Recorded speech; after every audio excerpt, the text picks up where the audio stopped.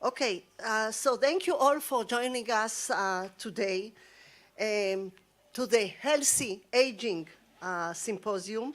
It is a real honor and privilege to have you all with us here. I didn't introduce myself first. I wanted to start, so I'm sorry. I'm Mira Marcus-Kalish from the Tel Aviv University. And I'm I feel really honored and privileged to have you all with us. The speakers coming from all over the world, you know, United States, Europe, and the Israeli professionals and, you know, participants. I think this really broadband topic is at the right time, at the right place to be discussed these days. And I said it about these special topics because it relates to all of us. It relates to all of us, you know, personally, family-wise, and wherever we are. And at least for the time being, I think we can improve, and I think we can be, things could be changed. Now the aging is one of the most fascinating, complex, and dynamic nature phenomena. Healthy aging is a wish and a real goal. Aging is a fact, as I said, very complex phenomena. Healthy aging is our goal. And thus we are gathered here today involving broadband aspect, where we will try to involve broadband aspect in various research areas, from biology and genetics, mental and societal aspects, to the physical environment that we know already that has an impact on our health and our well-being, and on our economics. So all that has to be taken care at the broadband in the cross-section, interdisciplinary research, sharing know-how, technologies, whatever we can to make this easier and better on all of us.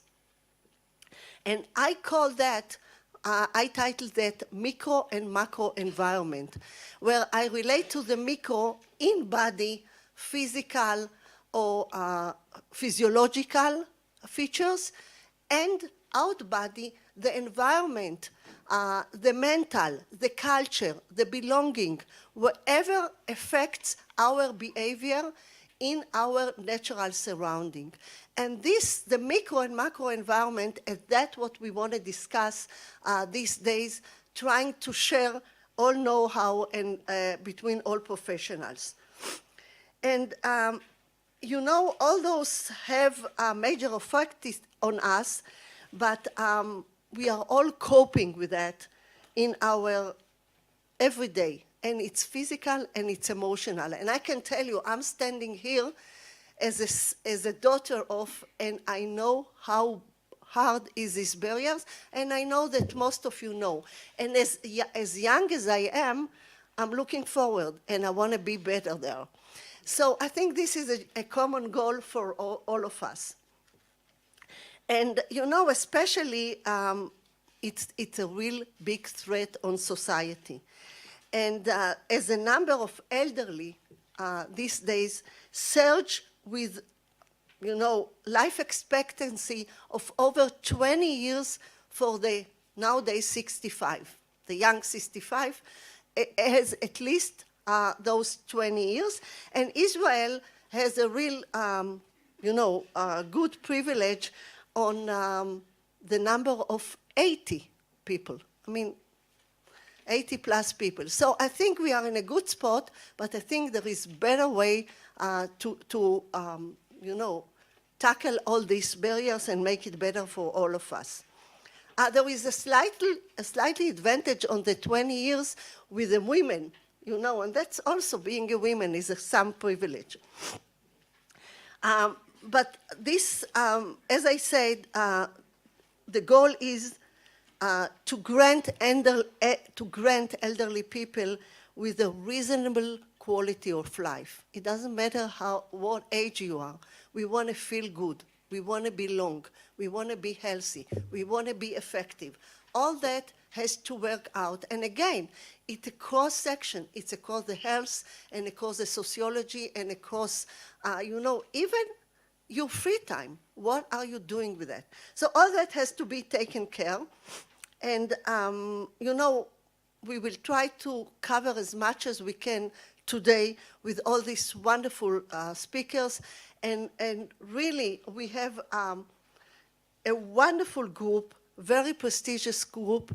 And therefore we are kind of a small hall in a small community, and we wanted it to be open. Please feel free to ask whatever you want and share your feeling and knowledge. Lastly, I just wanted to mention something which is natural. We came back yesterday from 2.5 days at the Dead Sea. We had a very interesting summit at the Dead Sea Research Institute. The Tel Aviv University is a major part of it. And just looking on this area and those talks that were there, the really competitive advantage of this region, especially for the elderly, could be a wonderful beta site. The 6% more partial oxygen, the aerosols in the air, the bromide, and the magnesium that relaxes you, the safe sun, the unpolluted air, the unallergenic air. Just imagine, especially if you are a professional in the area, and we know already that pollution is a threat to us, how could it help and how could it provide us some better understandings? And I'm talking also about the minerals and for paraplags and the mud for the antibacterial on our skin. Skin is a problem of elderly people. Stress, one of the ways it presents itself is a skin. So all that should be taken care of when we are looking on the breadband of healthy aging.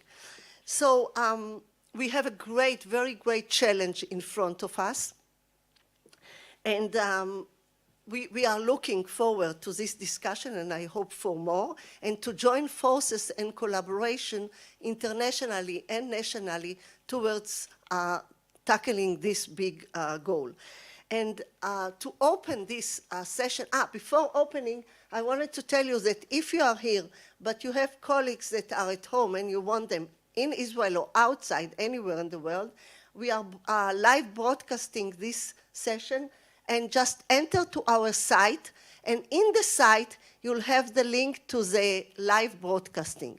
So, and later on, if you want to come back to these lectures, you will be able to see it again.